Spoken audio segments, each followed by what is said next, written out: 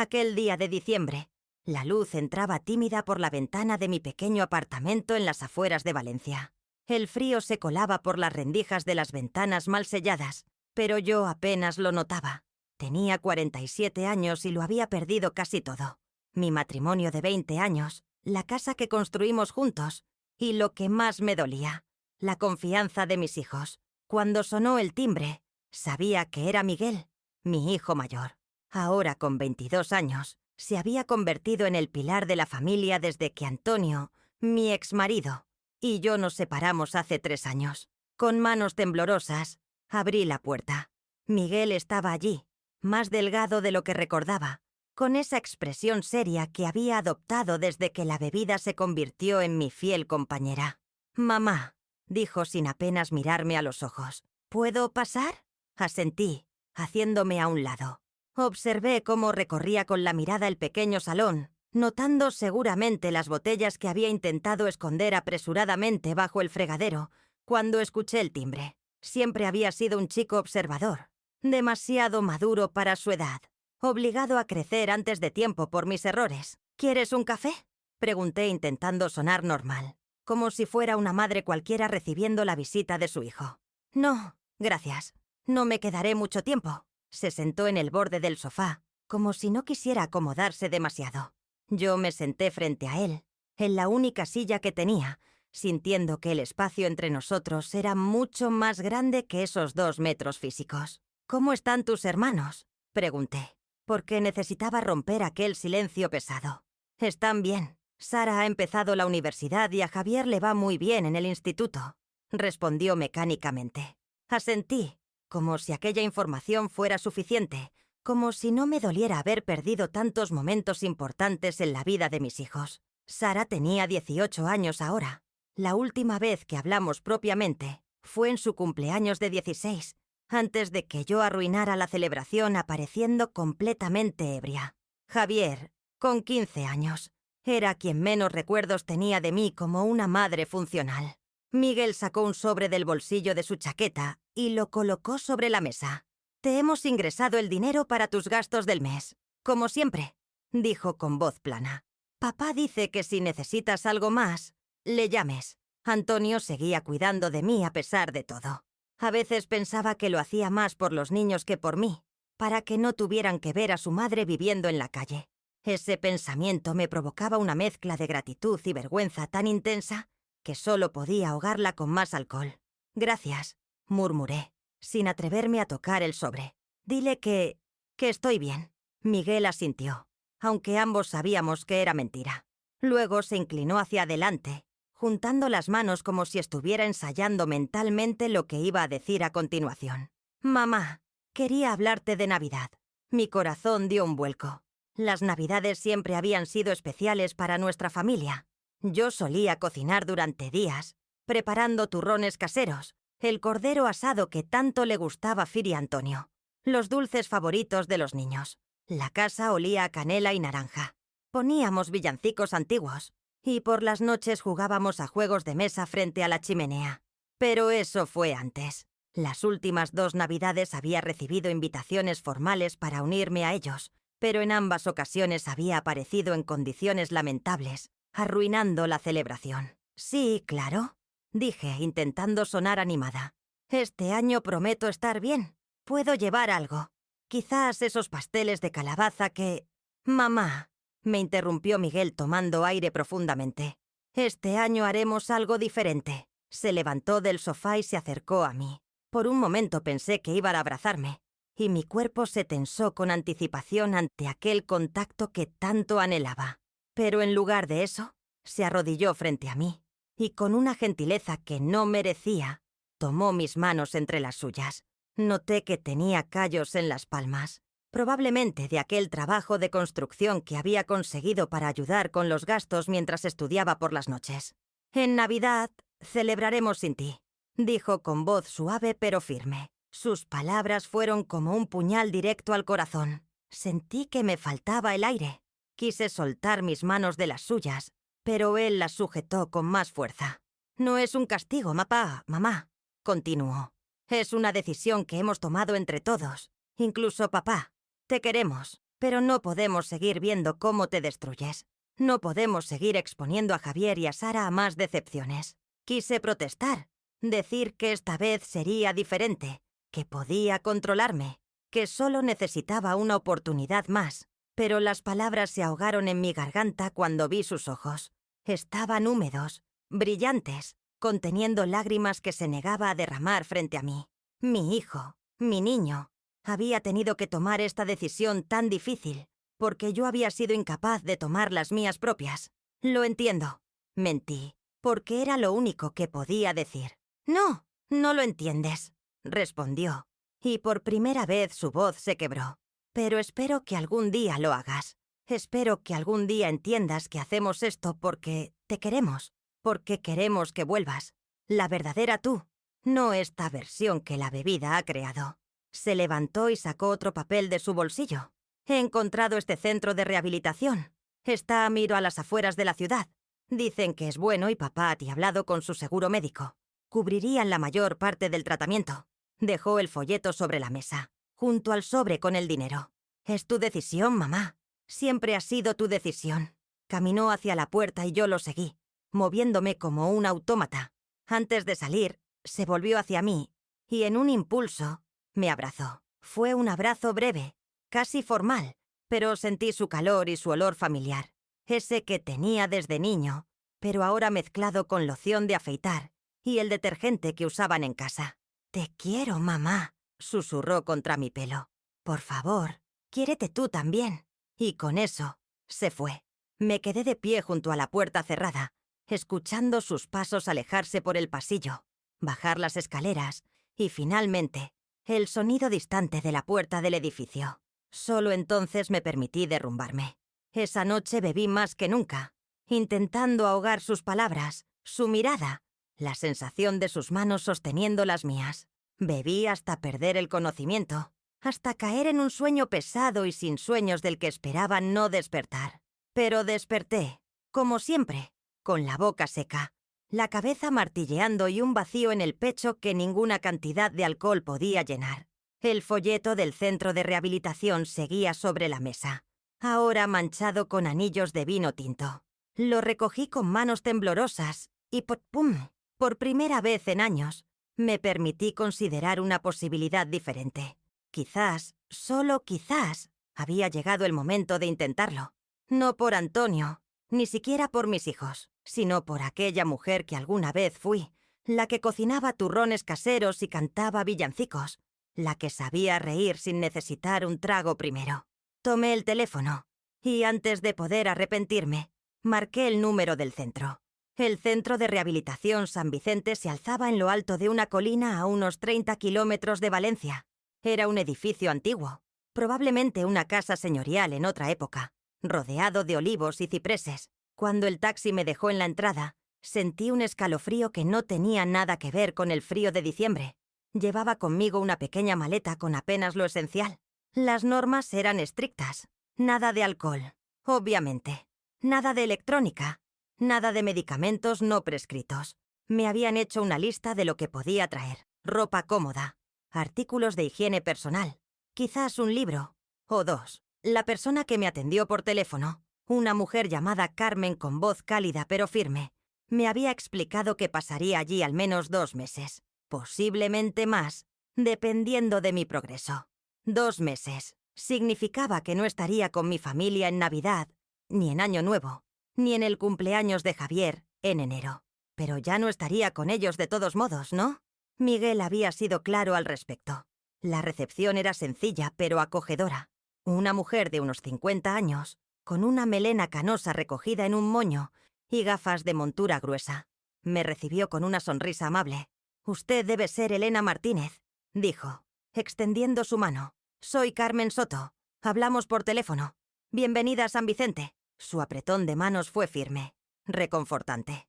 Me recordó a mi madre, fallecida hace 10 años. Quizás fue ese pequeño detalle lo que me hizo llorar de repente, allí mismo, en medio de la recepción, con mi patética maleta safió-dio pies y el cuerpo todavía temblando por la abstinencia que ya comenzaba a sentir. Carmen no pareció sorprendida. Supongo que estaba acostumbrada a recibir personas rotas como yo. Vamos a mi oficina, dijo, tomando mi maleta. Allí estaremos más cómodas. Su despacho era pequeño pero luminoso, con una ventana que daba a las de un patio interior donde varios residentes, como llamaban a los pacientes allí, trabajaban en un huerto. Me senté en la silla que me indicó, frente a su escritorio. Antes de hacer el papeleo, me gustaría conocerte un poco, Selena, dijo sacando una libreta. ¿Quieres contarme cómo has llegado hasta aquí? Quise decirle que no quería hablar de ello, que solo quería que me dieran algo para calmar la ansiedad que ya comenzaba a crecer en mi pecho como una bestia hambrienta.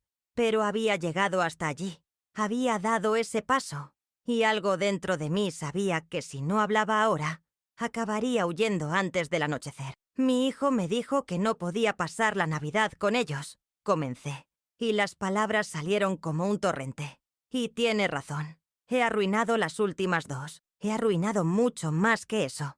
En realidad, le conté sobre Antonio, sobre nuestro matrimonio que comenzó con tanto amor y acabó destrozado por mis mentiras y mis promesas rotas. Le hablé de mis hijos. Miguel, el fuerte, el responsable. Sara, la sensible, la que más se parecía a mí antes de que yo me perdiera. Y Javier, mi pequeño, al que apenas conocía ya. Le conté cómo comenzó todo, con una copa de vino para relajarme después del trabajo como contable en una empresa de construcción. Luego dos, luego una botella entera. Cómo al principio nadie lo notó, o fingieron no notarlo. Cómo gradualmente pasé de beber solo por las noches a necesitar un trago por la mañana para calmar el temblor de mis manos. Cómo perdí mi trabajo cuando comencé a cometer errores en las cuentas, llegando tarde, ausentándome sin explicación. Le conté sobre la noche en que Antonio encontró a Javier, entonces con 12 años, intentando prepararme café para ayudarme a despertar, después de que me desmayara en el sofá. Sobre la intervención que intentaron hacer, las promesas que hice y rompí, las veces que intenté dejarlo por mi cuenta y fracasé miserablemente. Le conté sobre el divorcio, sobre cómo Antonio, a pesar de todo, seguía preocupándose por mí, asegurándose de que tuviera un techo y comida, pero manteniéndome alejada de los niños excepto en visitas supervisadas que yo frecuentemente arruinaba. Y finalmente le conté sobre la visita de Miguel, sobre sus palabras, sobre ese folleto manchado de vino que ahora estaba en mi bolso. Carmen escuchó sin interrumpir, tomando notas ocasionales, asintiendo a veces. Cuando terminé, me ofreció un pañuelo para las lágrimas que ni siquiera había notado que estaba derramando. Has dado un paso muy valiente al venir aquí, Elena, dijo finalmente. Muchas personas no lo dan nunca. No me siento valiente, respondí. Me siento desesperada. La desesperación puede ser un buen comienzo, siempre que la transformes en determinación, dijo con una pequeña sonrisa. Ahora, hay algo que debo preguntarte y necesito que seas completamente honesta. ¿Cuándo fue tu último trago? La vergüenza me golpeó con fuerza.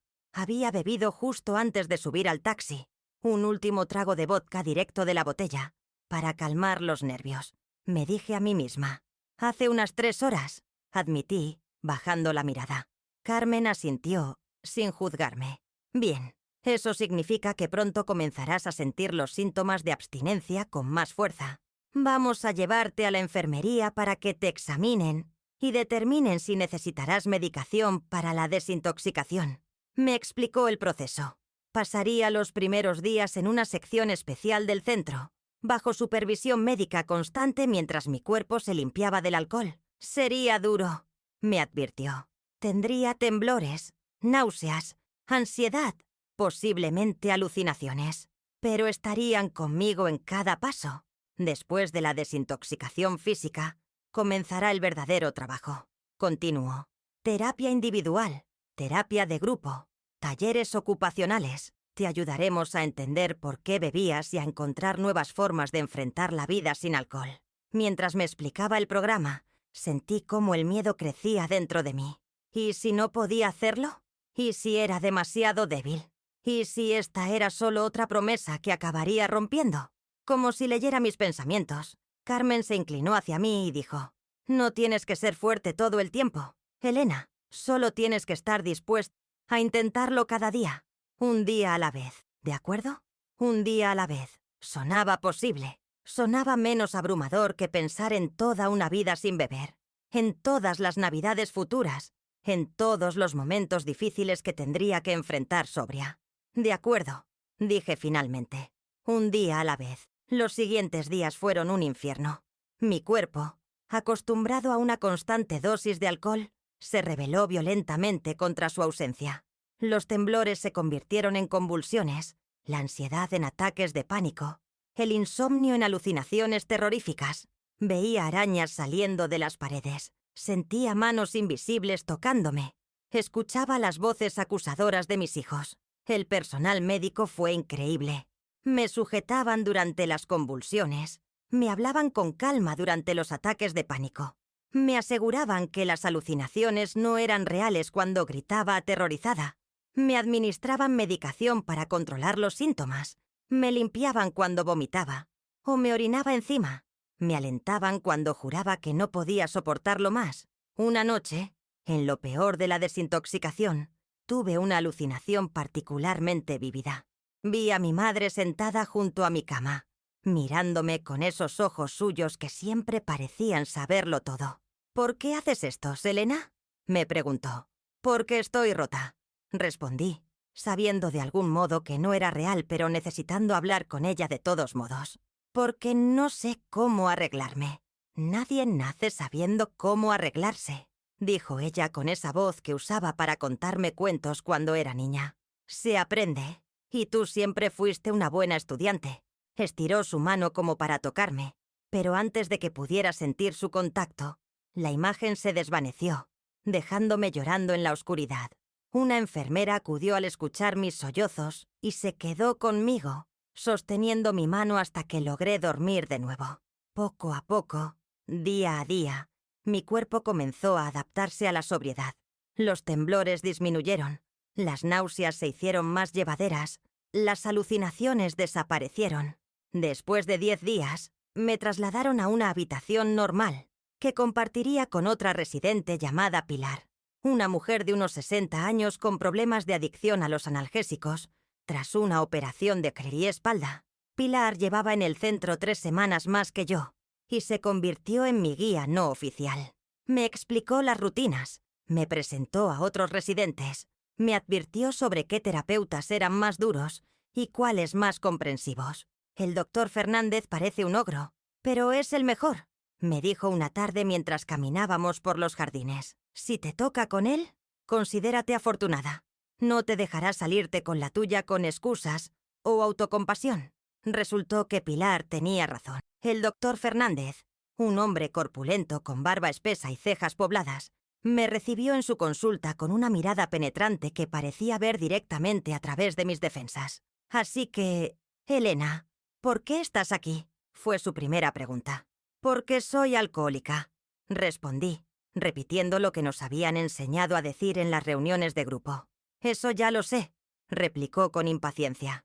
Quiero saber por qué bebías. ¿Qué estabas intentando ahogar con el alcohol? Me quedé en silencio, sorprendida por la pregunta directa. Había esperado comenzar con mi historia familiar, mis patrones de consumo, ese tipo de cosas. No lo sé, dije finalmente. Sí lo sabes, insistió. Puede que nunca te lo hayas preguntado conscientemente, pero en algún nivel lo sabes. Nadie destruye su vida sin una razón. Elena, nadie abandona a sus hijos por una botella a menos que esa botella esté llenando un vacío enorme. Sus palabras me golpearon con la fuerza de una bofetada. ¿Había abandonado a mis hijos? Técnicamente, ellos seguían viviendo con Antonio cuando nos separamos, pero emocionalmente, sí, los había abandonado mucho antes de que Miguel viniera a verme con aquel ultimátum. Tenía miedo, admití en voz baja. ¿De qué? De no ser suficiente, de fallarles. Las palabras salían ahora como si algo se hubiera desbloqueado dentro de mí. Siempre tuve miedo de no ser una buena madre, de no estar a la altura de lo que ellos necesitaban. Y entonces, cuando comencé a beber y efectivamente les fallé, fue como confirmar lo que ya sabía, que no era lo suficientemente buena. El doctor Fernández me observó en silencio por un momento. Luego asintió levemente. Ese es un buen comienzo, dijo. Ahora tenemos algo con lo que trabajar. Y así comenzó mi verdadero proceso de recuperación. No solo dejar de beber, sino entender por qué había comenzado, por qué había continuado incluso cuando estaba perdiendo todo lo que amaba. Aprendí sobre el círculo vicioso de la adicción, cómo el miedo al fracaso me llevó a buscar escape en el alcohol, cómo el alcohol me hizo fallar más, lo que confirmó mis miedos y me hizo beber más para escapar de esa confirmación. Aprendí sobre mis patrones de pensamiento autodestructivos, sobre cómo mi baja autoestima había estado ahí mucho antes de que tomara mi primer trago, sembrada en una infancia con un padre perfeccionista que nunca estaba satisfecho, y una madre que, aunque amorosa, nunca se enfrentó a él por mí. Navidad llegó y pasó. El centro organizó una pequeña celebración, con un árbol modesto y una cena especial. Lloré esa noche, pensando en mis hijos celebrando sin mí, pero por primera vez no era un llanto de autocompasión, sino de determinación. El año siguiente sería diferente. Tenía que serlo. El día de Reyes recibí mi primera visita. Para mi sorpresa, fue Antonio quien vino, no Miguel como había esperado. Nos sentamos en el jardín, en un banco bajo un olivo centenario. Era extraño verlo allí, con su abrigo elegante y su bufanda de cachemira, tan fuera de lugar entre las batas y la ropa deportiva de los residentes. «Te ves diferente», dijo después de un silencio incómodo. «Más vieja, seguro», intenté bromear. «No, más presente», respondió con seriedad. «Tus ojos están claros». No supe qué decir a eso. Parte de mí quería preguntarle por los niños, pero otra parte temía la respuesta. ¿Habían preguntado por mí? ¿Me le echaban de menos? ¿O estaban mejor sin el caos que yo traía a sus vidas? Como si leyera mis pensamientos. Antonio dijo: «Los niños están bien. Miguel quería venir, pero pensé que sería mejor que yo viniera primero, para ver cómo estabas, para ver si valía la pena que ellos vinieran». Completé por él. Antonio no lo negó. «Quieren protegerlos, Elena, igual que tú, si estuvieras en mi lugar». Tenía razón. Por supuesto. Si los papeles estuvieran invertidos, yo habría hecho lo mismo. «Lo entiendo», dije. «Y te agradezco que hayas venido, que sigas cuidándome, a pesar de todo». Antonio suspiró profundamente. «No lo hago solo por los niños, ¿sabes?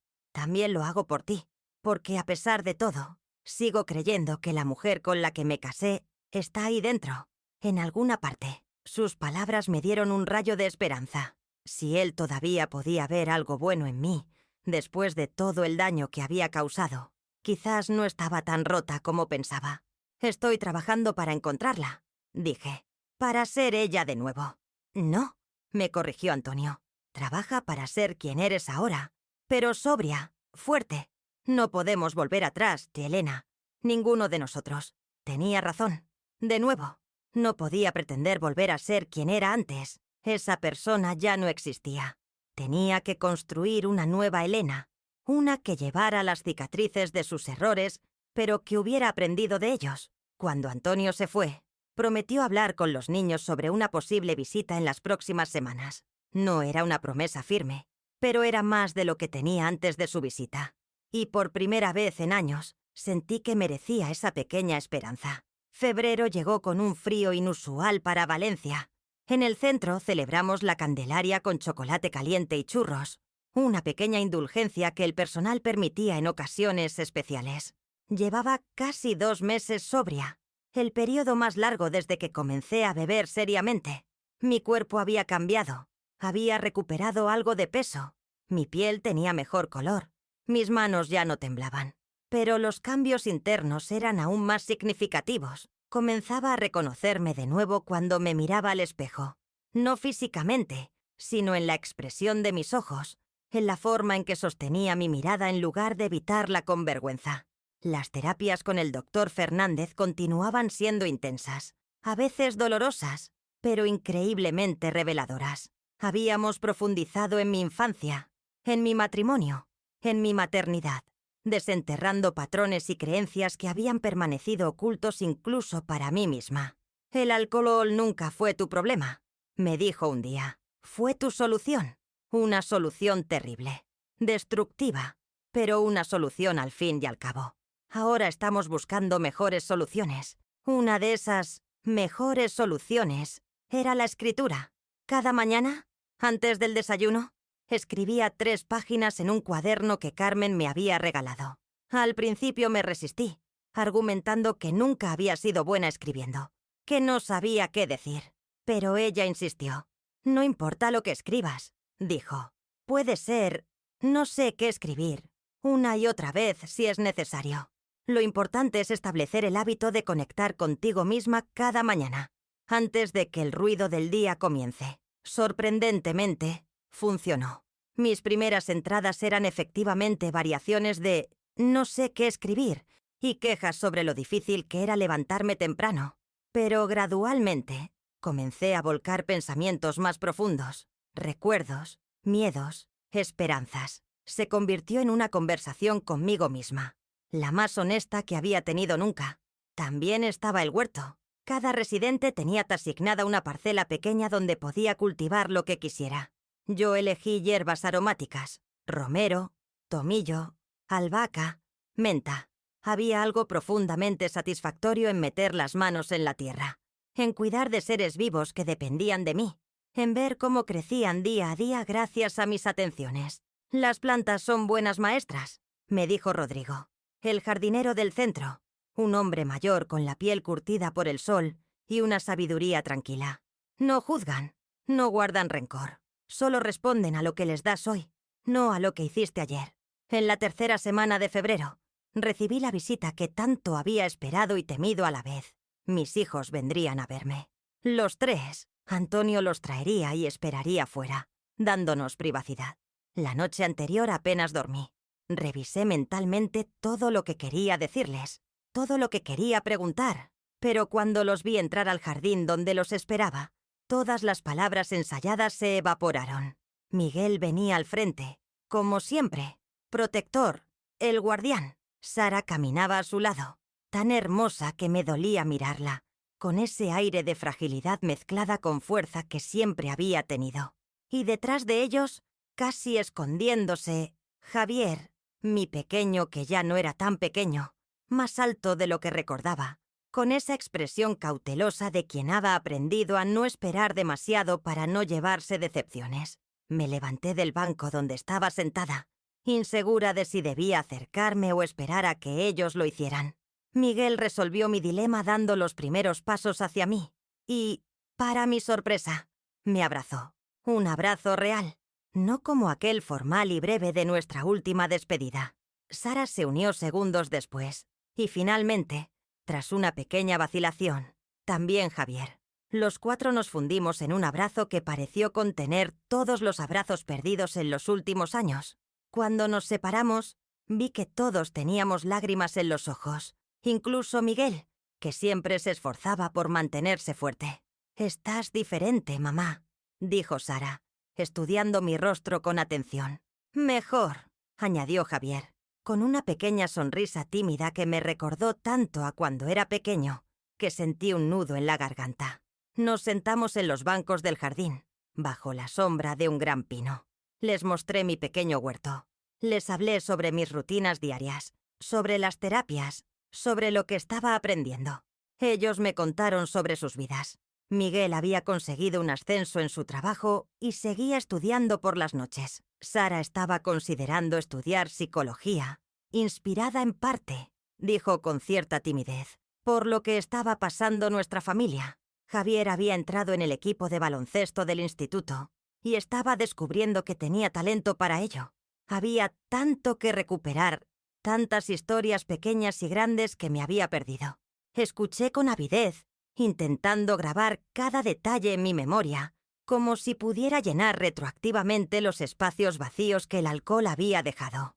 Hubo momentos incómodos, por supuesto, silencios repentinos cuando tocábamos temas difíciles, miradas intercambiadas entre ellos, que no podía descifrar completamente, una cautela palpable en la forma en que medían sus palabras. Pero también hubo risas, recuerdos compartidos de tiempos mejores, pequeños momentos de conexión que me dieron esperanza. Antes de irse, Miguel me llevó aparte mientras Sara y Javier se despedían del personal que habían conocido durante la visita. «Estamos orgullosos de ti, mamá», dijo con seriedad. «Sabemos que esto no es fácil. Ustedes me dieron la fuerza», respondí. «Tú me diste la fuerza, Miguel. Con tu honestidad, con tu límite. Fue duro, pero necesario». Mi hijo mayor, que había cargado tanto peso sobre sus jóvenes hombros, asintió lentamente. «¿Sabes? Durante mucho tiempo estuve tan enfadado», confesó. «No entendía cómo podías elegir la bebida sobre nosotros, una y otra vez. Yo tampoco lo entendía», admití. «Ahora sé que no era una elección real. Era una enfermedad, una adicción. Pero eso no excusa el daño que les hice. Lo siento tanto, Irafi, Miguel. Más de lo que las palabras pueden expresar. Lo sé», dijo. Y vi en sus ojos que realmente lo sabía. «Y estamos aquí, mamá. Estamos aquí». Esas dos simples palabras significaron más para mí que cualquier discurso elaborado. Estaban ahí. No se habían rendido conmigo, a pesar de que yo les había dado todas las razones para hacerlo. Después de su visita, mi determinación se fortaleció aún más. Trabajé con renovada energía en mi recuperación, enfrentando demonios que había estado evitando, adentrándome en los rincones más oscuros de mi historia, con la esperanza de iluminarlos y liberarme de su poder. A principios de marzo, el doctor Fernández me llamó a su despacho para una conversación que cambiaría el curso de mi tratamiento. «Has progresado mucho, Elena», comenzó revisando sus notas. «Creo que estás lista para la siguiente fase». Me explicó que consideraba que ya podía comenzar con salidas supervisadas, primero por unas horas, luego por un día entero, gradualmente preparándome para la eventual reintegración a la vida fuera del centro. «El verdadero test de recuperación no es mantenerse sobrio aquí, donde todo está controlado», dijo. «Es mantenerse sobrio en el mundo real, con todas sus tentaciones y desafíos». La idea me aterrorizaba y me emocionaba a partes iguales. Por un lado, ansiaba la libertad, ver a mis hijos en un entorno normal, comenzar a reconstruir mi vida. Por otro, el centro se había convertido en un refugio seguro, y la idea de enfrentar el mundo sin su estructura me provocaba ansiedad. «¿Y si fracaso?», pregunté, verbalizando mi mayor miedo. «Es posible que tengas recaídas», respondió con franqueza. «La mayoría de las personas en recuperación las tienen en algún momento. La clave no es evitar caer a toda costa, sino aprender a levantarse rápidamente si ocurre, a reconocer las señales de advertencia, a pedir ayuda antes de que la situación se descontrole». Su honestidad, aunque inquietante, era refrescante. No me estaba vendiendo una cura milagrosa ni prometiendo que todo sería fácil de ahora en adelante. «Además», añadió, «no estarás sola. Seguirás viniendo a terapia aquí 3 veces por semana. Participarás en grupos de apoyo cerca de tu casa y estaremos disponibles por teléfono las 24 horas, si nos necesitas». Mi primera salida fue un sábado por la mañana. Antonio se ofreció a recogerme y llevarme a desayunar a una cafetería tranquila que ambos solíamos frecuentar cuando éramos más jóvenes. Fue extraño y familiar a la vez, como ponerse un vestido antiguo y descubrir que aún te queda, aunque de manera diferente. «¿Cómo te sientes?», preguntó mientras revolvía su café. «Abrumada», admití. «Hay tantos ruidos, tantas personas». Incluso la carta del desayuno me había parecido excesivamente complicada después de meses con menús fijos y opciones limitadas. Antonio sonrió comprensivamente. «Te acostumbrarás de nuevo, paso a paso. Hablamos sobre cuestiones prácticas. Mi apartamento, que él había mantenido limpio y pagado durante mi ausencia. Mi situación laboral, complicada por mi historial reciente, pero no imposible. Según él, la posibilidad de pasar más tiempo con los niños. Javier preguntó si podrías ir a uno de sus partidos. Mencionó casualmente, aunque pude ver que la pregunta era más importante de lo que aparentaba. Mi corazón dio un vuelco. El más pequeño, el más distante desde mi caída, me estaba abriendo una puerta. «Me encantaría», dije, intentando controlar la emoción en mi voz. «¿Si crees que está bien?» «Creo que está más que bien», respondió Antonio. «Creo que es necesario, para él y para ti». Después del desayuno, caminamos por el parque cercano. Era una mañana fresca pero soleada, típica de la primavera valenciana. Los almendros estaban en flor, salpicando de blanco y rosa el paisaje. Me sentí intensamente viva, consciente de cada sensación. El sol en mi piel, el aroma de las flores, el sonido de los niños jugando a lo lejos. ¿Sabes qué es lo más difícil de estar sobria?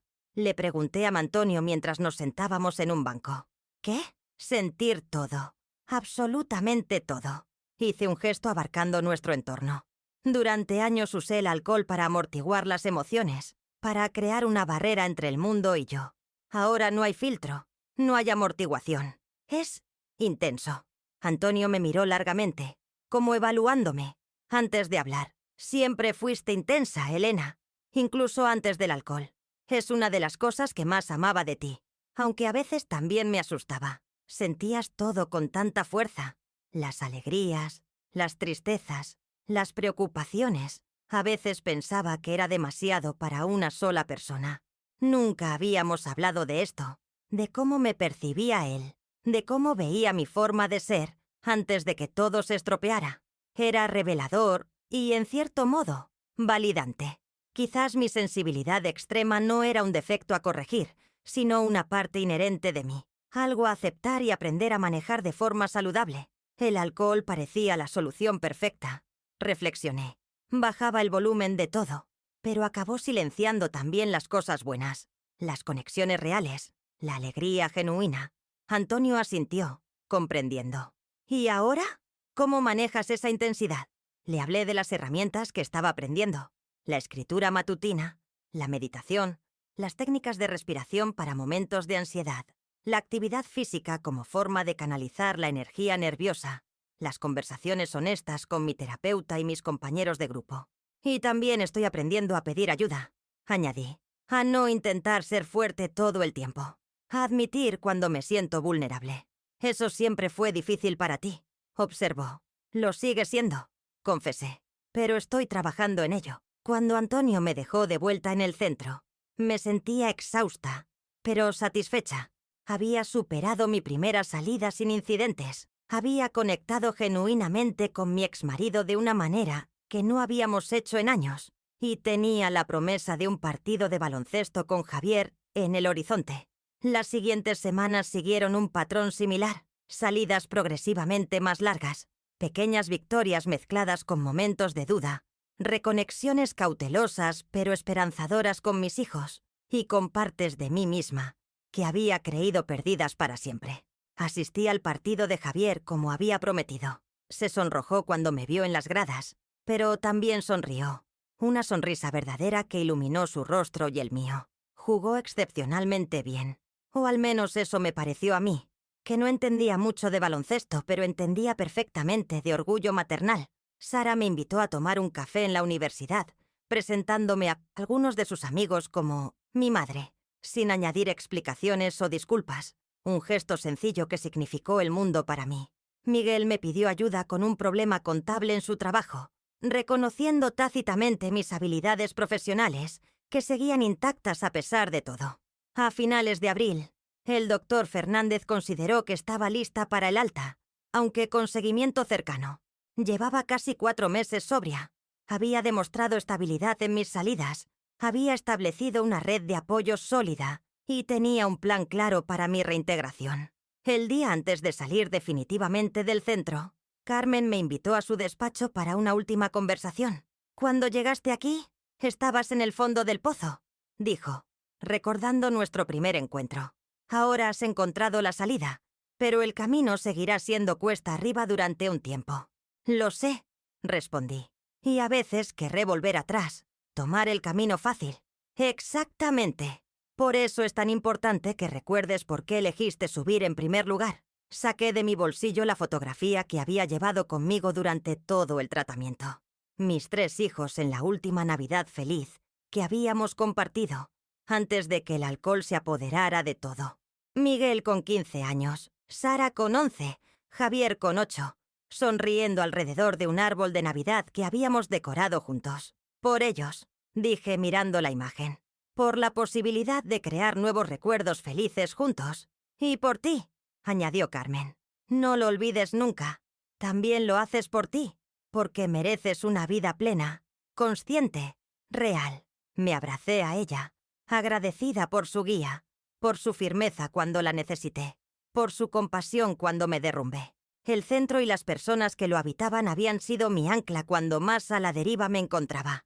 Esa noche, en mi última entrada en el diario que había comenzado a escribir allí, anoté: mañana comienza el resto de mi vida. No será perfecta. Habrá días difíciles, tentaciones, dudas. Pero por primera vez en muchos años, tengo esperanza. Y la esperanza, he descubierto, es más fuerte que el miedo, más duradera que la culpa, más poderosa que cualquier sustancia que intenté usar para escapar. La esperanza es el camino de regreso a casa. El regreso a mi apartamento fue extraño. Durante mi ausencia, Antonio había mantenido el lugar limpio y había reemplazado algunos muebles viejos con otros más funcionales, pero seguía siendo el mismo espacio donde había tocado fondo, donde mi hijo me había dicho aquellas palabras que cambiaron mi vida. Este año celebraremos sin ti. Pasé la primera noche recorriendo cada habitación, reconectando con el espacio pero también resignificándolo. Tiré viejas revistas, fotografías que me recordaban tiempos oscuros, cualquier objeto que tuviera asociaciones negativas. Cambié los muebles de lugar. Abrí ventanas que rara vez había abierto antes. Coloqué las pequeñas macetas con hierbas aromáticas que me habían permitido llevarme del centro. Era un acto simbólico, pero también práctico.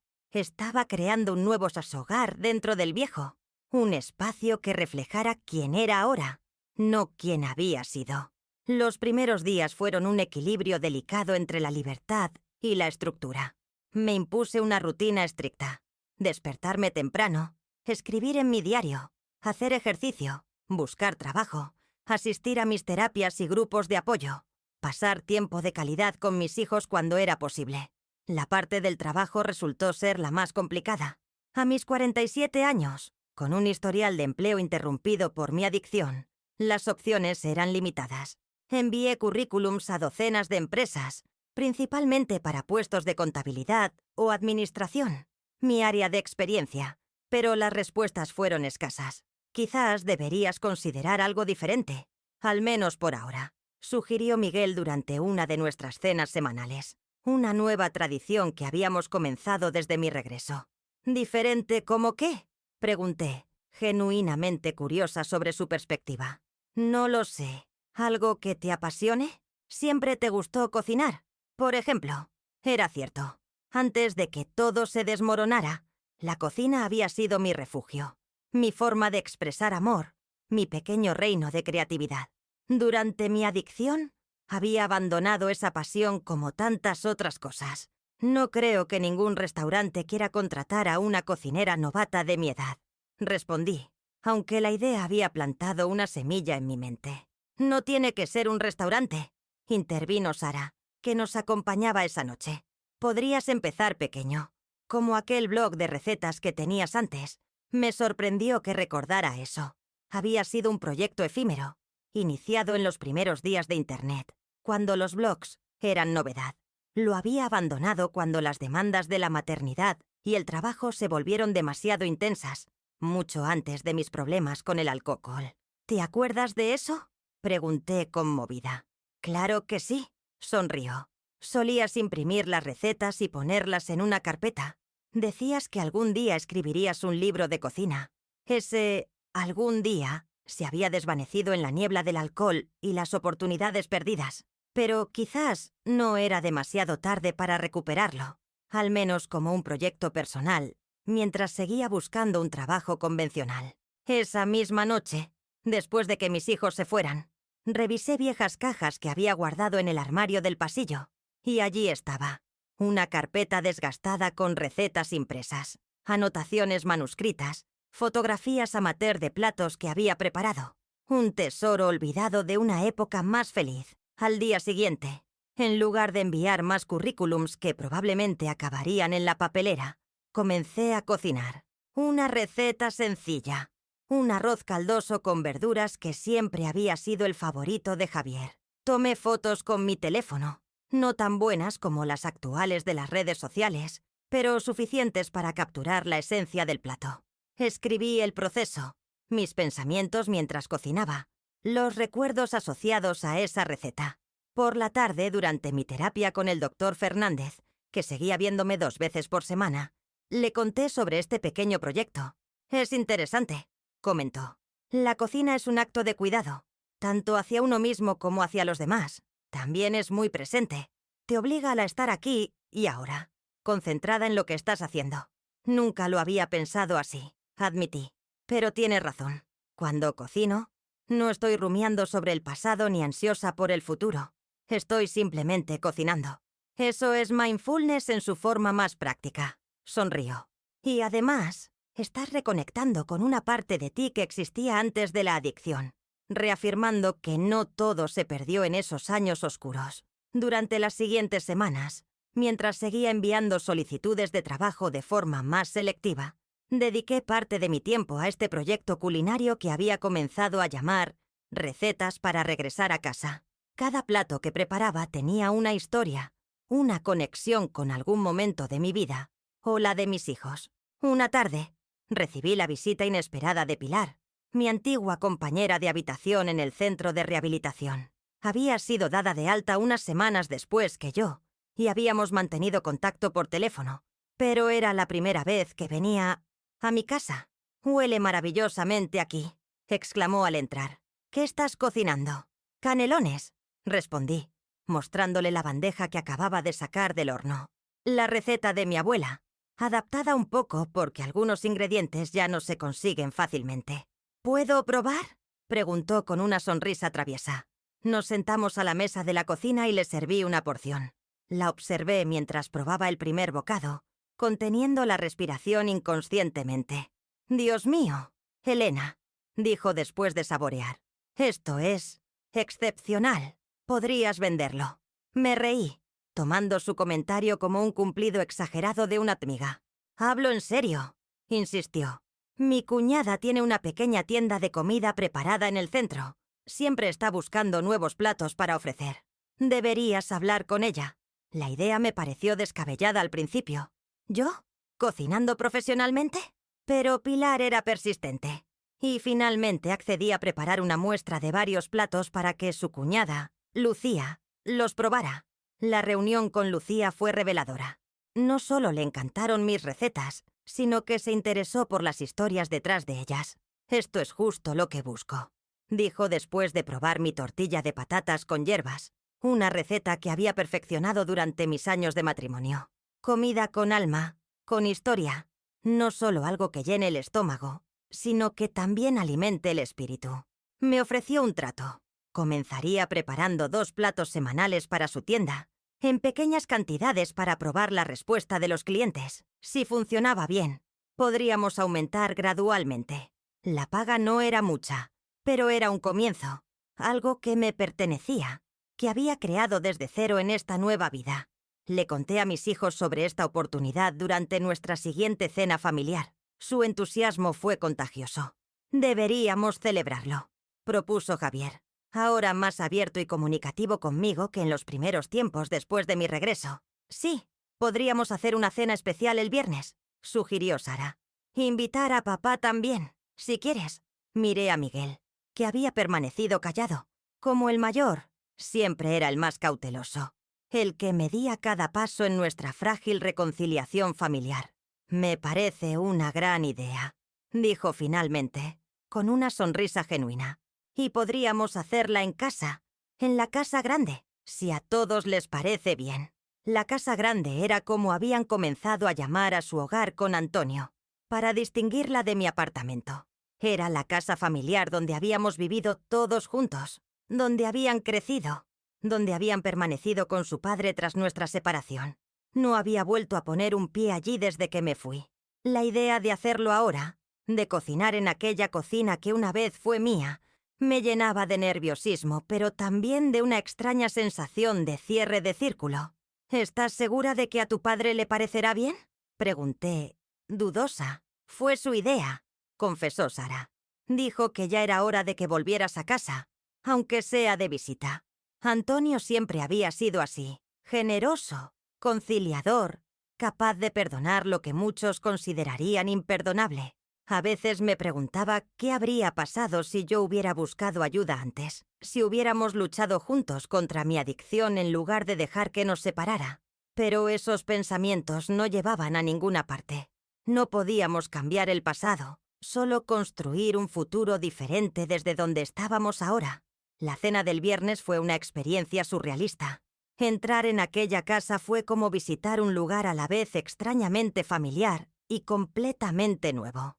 Antonio había hecho algunos cambios, nuevos muebles en el salón, un color diferente en las paredes de la cocina, pequeños detalles que marcaban el paso del tiempo y las vidas que habían continuado sin mí. Pero la esencia seguía allí. Las marcas de altura de los niños en la pared del pasillo, el viejo reloj de pared que había pertenecido a la familia de Antonio por generaciones, las fotografías familiares que, noté con sorpresa, me incluían a mí. No había intentado borrarme de la historia familiar, a pesar de todo. Cocinamos juntos, los 5, Antonio y yo lado a lado en la encimera, cortando verduras, recordando viejas bromas privadas, los chicos poniendo la mesa, encargándose de la música, creando un ambiente festivo. Como en los viejos tiempos, pero mejor, murmuró Antonio en un momento en que nos quedamos solos en la cocina, porque ahora apreciamos lo que tenemos. Durante la cena, Miguel propuso un brindis, con refrescos y agua, por supuesto. Nadie había traído alcohol, un detalle que agradecí silenciosamente. Por mamá, dijo levantando su vaso, por su nuevo comienzo, por su valentía, por estar aquí con nosotros de nuevo, por los nuevos recuerdos que crearemos, añadió Sara, y por los canelones de la abuela, que son los mejores del mundo, completó Javier, provocando risas alrededor de la mesa. Sentada allí, rodeada de las personas que más amaba en el mundo, sentí una oleada de gratitud tan intensa que me dejó sin aliento por un momento. Hacía un año, había tocado fondo. Hacía 6 meses, mi hijo mayor me había dicho que celebraría la Navidad sin mí. Y ahora estábamos aquí, compartiendo una comida, riendo juntos, construyendo lentamente un nuevo tipo de familia desde las cenizas de la anterior. El camino no había sido fácil, y sabía que aún quedaban desafíos por delante. La recuperación no era un destino, sino un viaje continuo. Habría días difíciles, tentaciones, momentos en que la presión de la vida parecería demasiado para soportarla sobria. Pero mirando a mis hijos, a Antonio, recordé las palabras que había escrito en mi diario la noche antes de dejar el centro. La esperanza es más fuerte que el miedo, más duradera que la culpa, más poderosa que cualquier sustancia que intenté usar para escapar. La esperanza es el camino de regreso a casa. Y aquí estaba, finalmente, encontrando mi camino de regreso a casa. El otoño dio paso al invierno, y antes de darme cuenta, diciembre había llegado nuevamente. Un año completo desde aquel día en que Miguel vino a mi apartamento y me dijo aquellas palabras que cambiaron mi vida.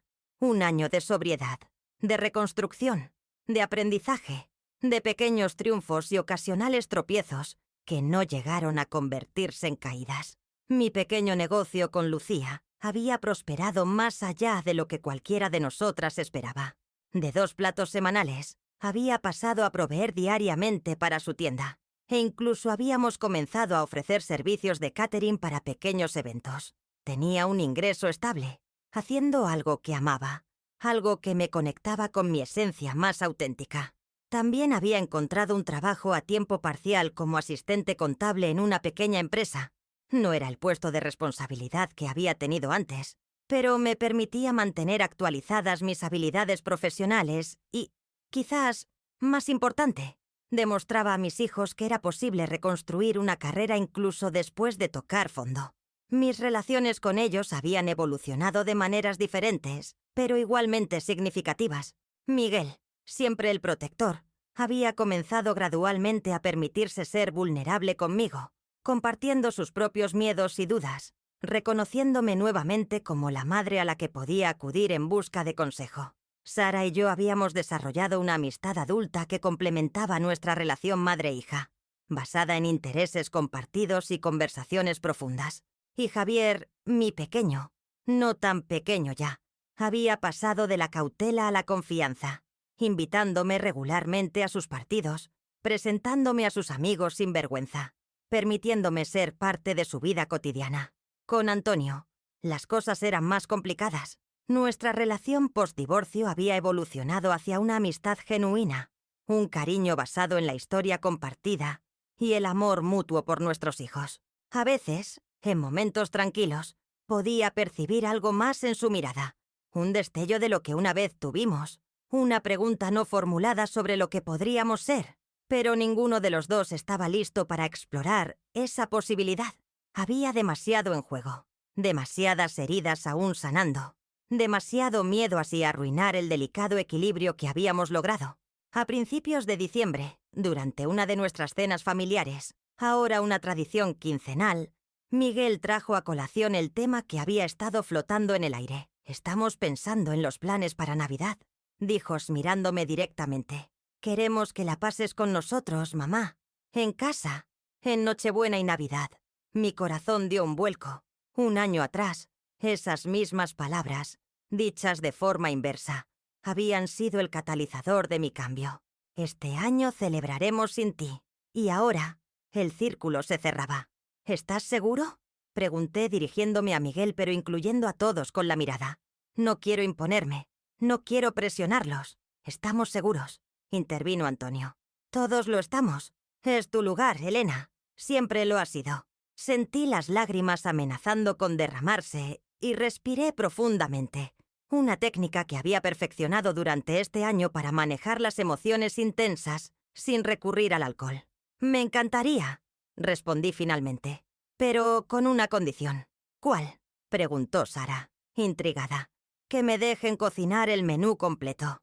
A mi manera, con mis recetas». Todos sonrieron, como si hubieran esperado exactamente esa respuesta. «Ya estábamos contando con eso», confesó Javier. «De hecho, he estado presumiendo con mis amigos sobre los turrones caseros que hace mi madre. Las siguientes semanas fueron un torbellino de preparativos. Quería que esta Navidad fuera perfecta, no para compensar las anteriores arruinadas. Había aprendido que no podía deshacer el pasado, sino para crear nuevos recuerdos, para establecer un nuevo punto de partida. Planifiqué el menú cuidadosamente, combinando platos tradicionales con algunas innovaciones propias. Compré ingredientes de la mejor calidad. Rescaté viejos moldes y utensilios que Antonio había guardado. Y pasé horas experimentando con recetas, perfeccionándolas, asegurándome de que cada plato contuviera no solo sabor, sino también significado. Mientras tanto, mi trabajo con el Dr. Fernández continuaba. A medida que se acercaba la Navidad, nuestras sesiones se centraron en cómo manejar las expectativas y la presión que inevitablemente vendría con estas fechas. «Estás poniendo mucha carga emocional en esta celebración», me advirtió durante una sesión.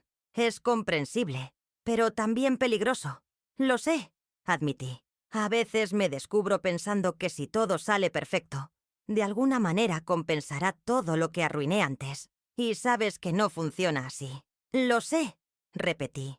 «No puedo borrar el pasado. Solo puedo construir un presente diferente». «Exactamente.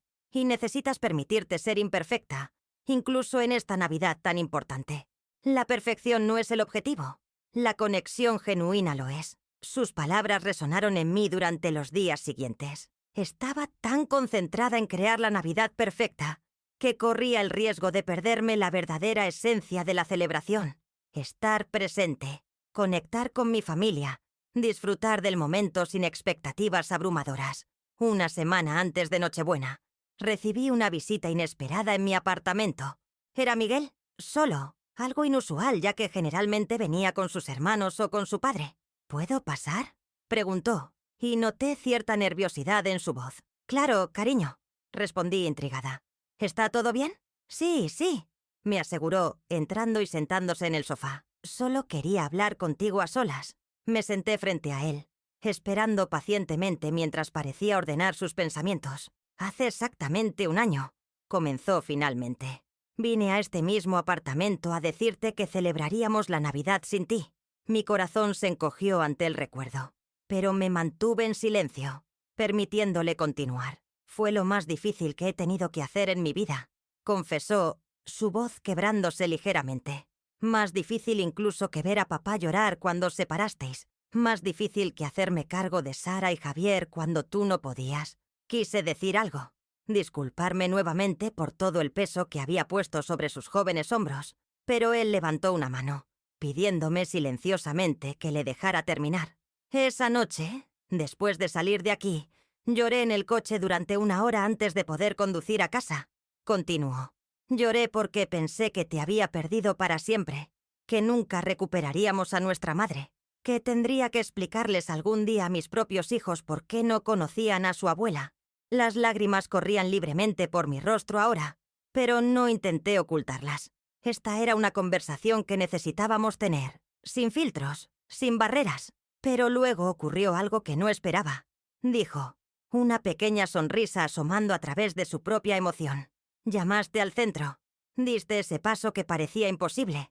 Y durante estos meses, día a día, has ido regresando a nosotros. No como la madre que recordaba de cuando era niño, sino como alguien nuevo. Más fuerte de alguna manera. Más real. Se levantó del sofá y se sentó a mi lado, tomando mis manos entre las suyas. Un eco de aquel momento 1 año atrás, pero ahora con un significado completamente diferente. Quería darte tu regalo de Navidad ahora, en privado, dijo y sacando un pequeño paquete del bolsillo de su chaqueta. Porque es algo entre tú y yo. Con manos temblorosas, abrí el paquete. Era una pequeña caja de madera tallada, no más grande que la palma de mi mano. Al abrirla, encontré una medallita dorada con una inscripción.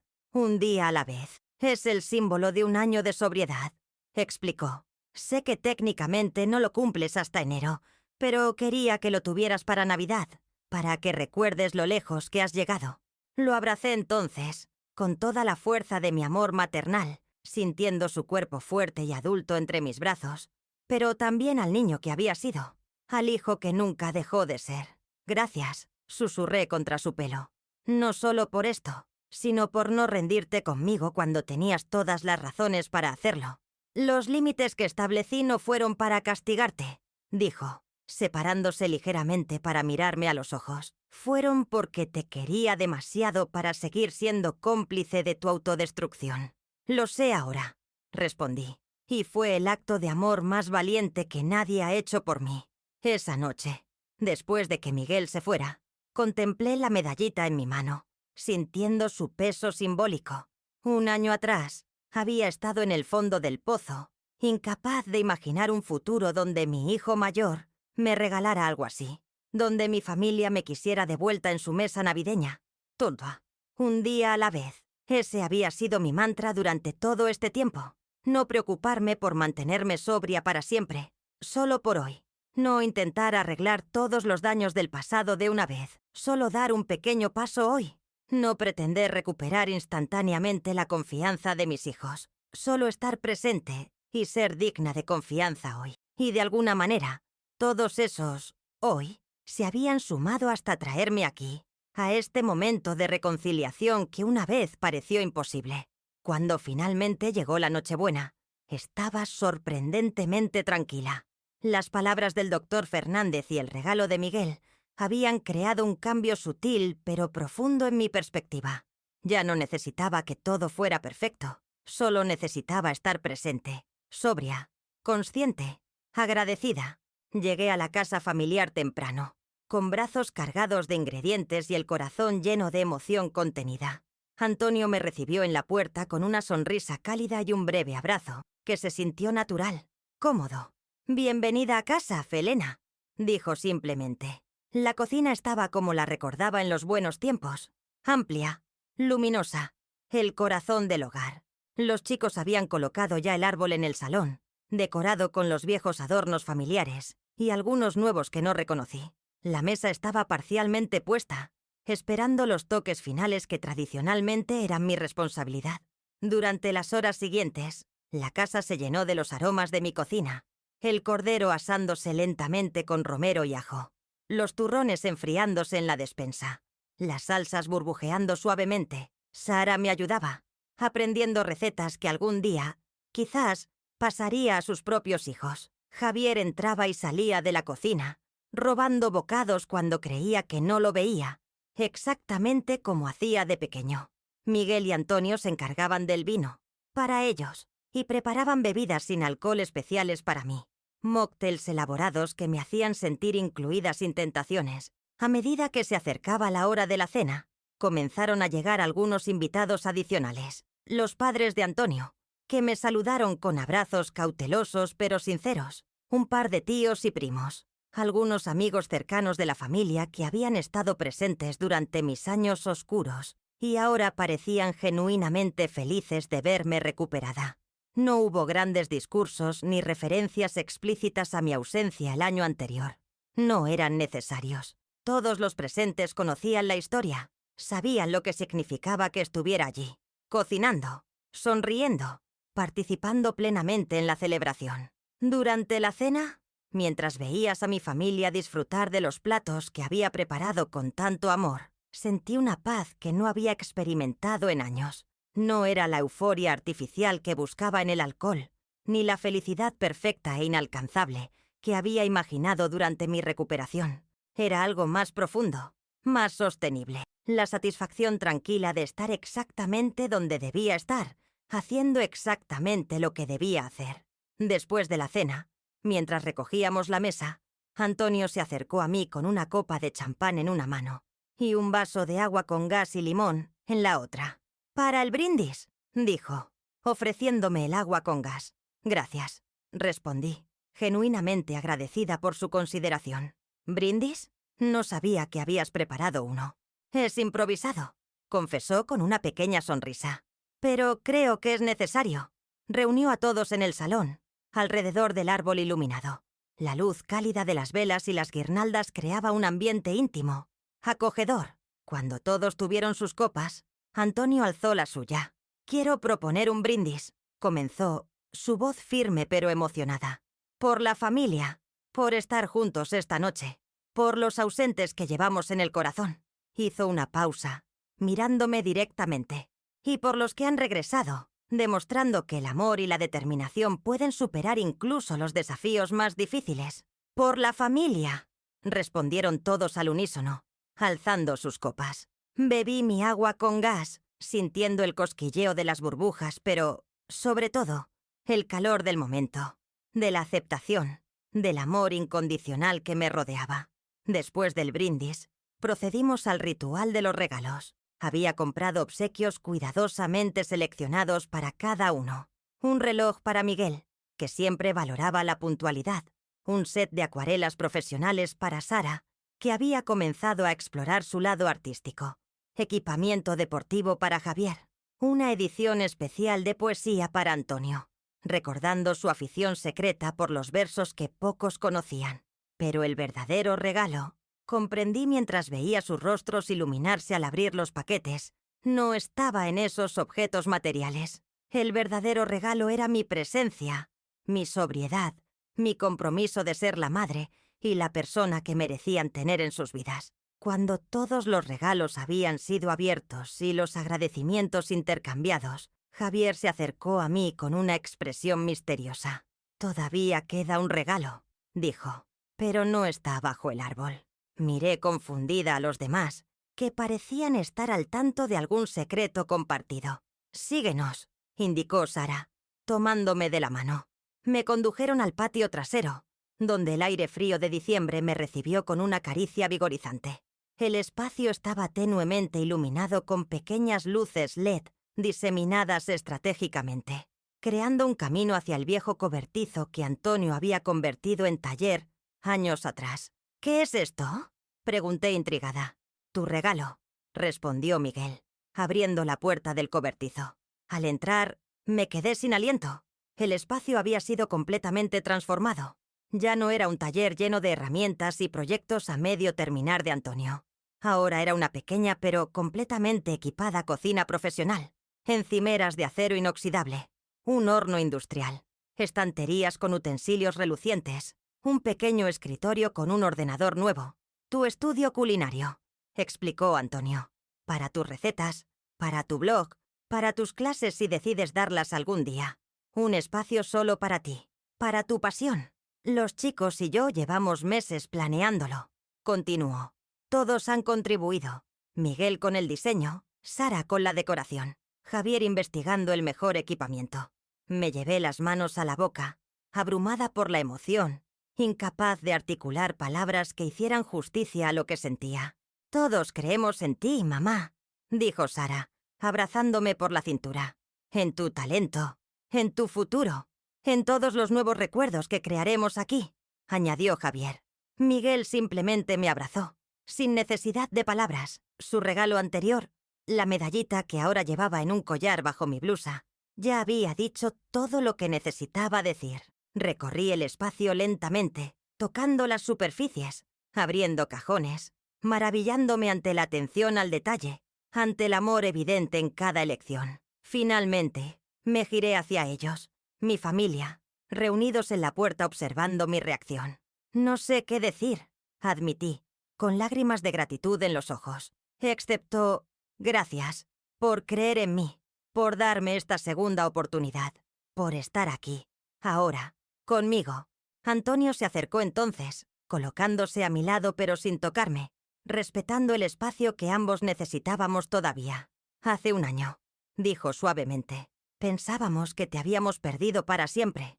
Esta noche celebramos no solo la Navidad, sino tu regreso, tu fortaleza, tu coraje para enfrentar tus demonios y vencerlos. Un día a la vez», respondí, tocando instintivamente la medallita bajo mi blusa. «Un día a la vez», repitió él con una sonrisa de entendimiento. Salimos del estudio culinario y regresamos a la casa, donde el calor, la música y el aroma de los dulces navideños nos envolvieron nuevamente. La noche continuó con conversaciones tranquilas, risas ocasionales, recuerdos compartidos de navidades pasadas y planes tentativos para el futuro. Cuando finalmente llegó el momento de despedirnos, ya bien entrada la madrugada, me sorprendí al darme cuenta de que no quería irme. No solo por la celebración, sino porque este hogar, estos momentos con mi familia, eran el lugar donde mi corazón descansaba plenamente. Como si leyera mis pensamientos, Antonio se acercó mientras me ponía el abrigo. «Puedes quedarte, si quieres», ofreció en voz baja. «La habitación de invitados está preparada. Los chicos estarían felices de desayunar contigo mañana». Consideré su oferta por un momento, tentada por la comodidad, por la continuidad de este momento perfecto. Pero algo dentro de mí sabía que necesitaba mantener mi independencia, al menos por ahora. No por miedo o inseguridad, sino porque mi recuperación también había sido un viaje hacia la autosuficiencia, hacia aprender a estar bien conmigo misma. «Gracias», respondí con una sonrisa. «Pero volveré mañana temprano para el desayuno, con bollos recién hechos». Antonio asintió, comprendiendo lo que no decía, que necesitaba este equilibrio, esta separación saludable que nos permitía acercarnos en nuestros propios términos, sin presiones ni expectativas. Me despedí de cada uno de mis hijos con abrazos largos y promesas de vernos al día siguiente. Cuando finalmente salí a la noche fría, llevando conmigo las sobras que habían insistido en que me llevara, sentí una certeza tranquila sentarse en mi pecho. Un año atrás, mi hijo me había tomado de la mano para decirme: «Este año celebraremos sin ti». Sus palabras, aunque dolorosas, habían sido el catalizador que necesitaba para enfrentar mi adicción, para comenzar el largo camino de regreso a mí misma y a mi familia. Y ahora, 12 meses después, estaba dejando su casa con el corazón lleno, con promesas de retorno, con planes para el futuro. No solo había sobrevivido a ese año sin Navidad, había renacido a través de él, transformando el dolor en determinación, la pérdida en aprendizaje, la separación en un nuevo tipo de unión. Mientras conducía de regreso a mi apartamento, la medallita que Miguel me había regalado se balanceaba suavemente contra mi pecho. Un recordatorio constante. Un día a la vez. Así había reconstruido mi vida, y así continuaría construyéndola. No con grandes gestos o promesas grandiosas, sino con pequeñas decisiones diarias, con presencia consciente, con amor expresado a través de acciones consistentes. El apartamento estaba silencioso cuando llegué, pero ya no sentía esa soledad aplastante que alguna vez me había empujado a buscar consuelo en una botella. Ahora el silencio era pacífico, un espacio para reflexionar, para apreciar, para descansar. Me preparé para dormir con una sensación de gratitud, que parecía expandirse más allá de mi propio cuerpo, abarcando todo lo que me rodeaba. Gratitud por mis hijos y su capacidad de perdonar. Gratitud por Antonio y su generosidad de espíritu. Gratitud por los terapeutas y compañeros que me habían guiado en mi recuperación. Y también, quizás sobre todo, gratitud hacia mí misma, por haber encontrado finalmente el coraje de enfrentar mis demonios, de buscar ayuda, de hacer el trabajo duro y constante que la recuperación exigía. Antes de acostarme, escribí en mi diario, como hacía cada noche. Hoy celebré Navidad con mi familia. Hace un año, mi hijo me dijo que celebrarían sin mí, y ese fue el momento en que toqué fondo.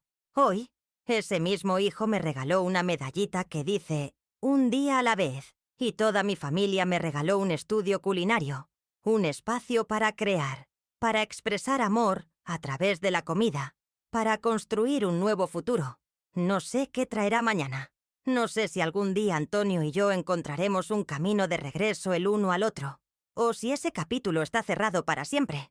No sé qué desafíos enfrentaré en mi recuperación continua, qué tentaciones, qué momentos de debilidad. Pero sé esto. Hoy estuve presente. Hoy estuve sobria. Hoy amé y fui amada. Y por hoy, eso es más que suficiente. Cerré el diario, apagué la luz y me dormí con una paz que no había conocido en años. Y en mis sueños vi no el pasado que había perdido, sino el futuro que estaba construyendo. Un día a la vez, con cada elección, con cada momento de presencia, con cada acto de amor.